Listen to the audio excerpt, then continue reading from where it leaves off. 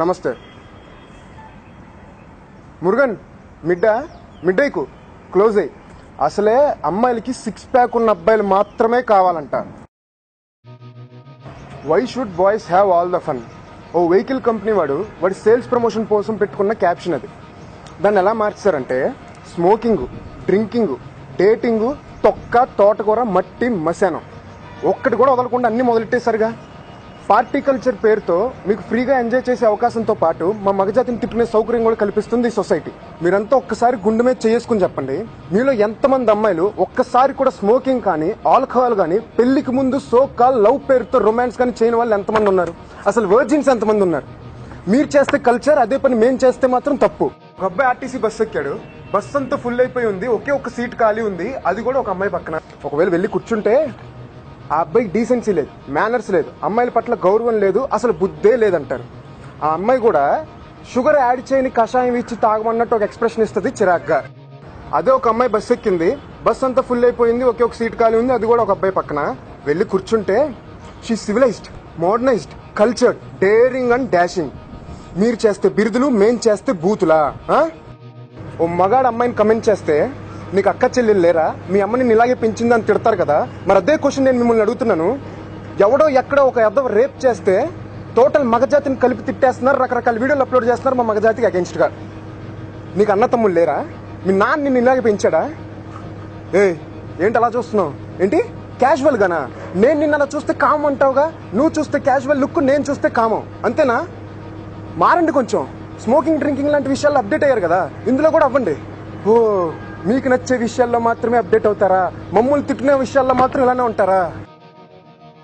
పెళ్లి కావాల్సిన అమ్మాయివి 4 అబ్బాయిలతో తిరుగుతున్నావేంటి అంటే సోషల్ గా మూవ్ అవుతున్నావు అని సింపుల్ గా కొట్టిపడేస్తారు. అదే ఒక అబ్బాయి 4 అమ్మాయిల మధ్యలో ఉంటే ఈజ్ అ బిగ్ ఫ్లర్ట్. ఎన్ని అఫైర్స్ ఉన్నాయో ఏంటో.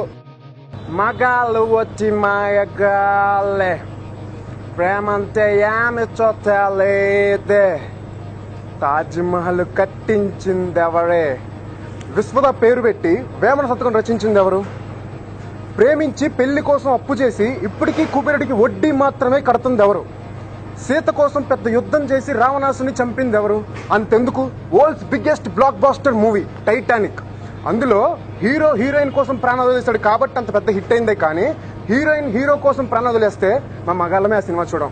లవ్ ఫెయిల్ అవగానే మీకులానే వేరే వాళ్ళని పెళ్లి చేసుకుని వెళ్ళిపోకుండా మీకోసం తలుచుకుంటూ కవితలు రాసేసేసి మీకోసం రకరకాల కడ్డాలు కట్టేస్తున్నందుకు మా మగజాతి అంటే మీకు లోకువ, అంతేనా?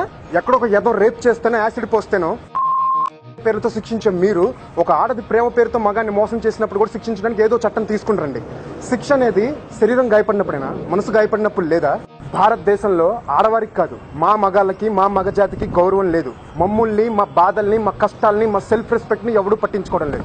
అసలు మన చట్టంలో పార్షియాలిటీ లేదు లేదు అంటూనే మొత్తం ఫిమేల్ కి ఫేవర్ గా రాసేసుకున్నారు. మొత్తం మార్చేయండి, మేల్ రిజర్వేషన్ కోటాలు కూడా తీసుకుంటారండి. మా మగజాతికి గౌరవం పెంచండి. పొట్టి బట్టలు వేసుకుంటాం, ఇష్టం వచ్చినట్టు తిరుగుతాం, పెళ్లికి ముందే సెక్స్ కూడా చేస్తాం, ఇట్స్ మై చాయిస్ అని దీపిక అంటే తప్పే కాదు. సోకాల్డ్ సంఘాలు కూడా ఏం పట్టించుకోవు. అదే రామ్ గోపాల్ వర్మ నా ఇష్టం అని ఒక బుక్ రాస్తే ప్రతి వాడు మీదెక్కేసేవాడే. ఆ మై చాయిస్ ని డైరెక్ట్ చేసింది కూడా మగాడే, మర్చిపోమాకండి. జాన్ టీ రోడ్స్ అందరికీ తెలిసే ఉంటుంది, సౌత్ ఆఫ్రికన్ క్రికెట్ ప్లేయర్. అతని ఫ్యాన్స్ ఏమనుకుంటారో, అతని దేశంలో ప్రజలు ఏమనుకుంటారో అని అస్సలు ఆలోచించకుండా తనకి కూతురు పుడితే ఇండియా అని పేరు పెట్టాడంట. Hats off to you. పరాయి దేశం వాడుకున్న ప్రేమ కూడా మనకు మన సంస్కృతి మీద లేదు.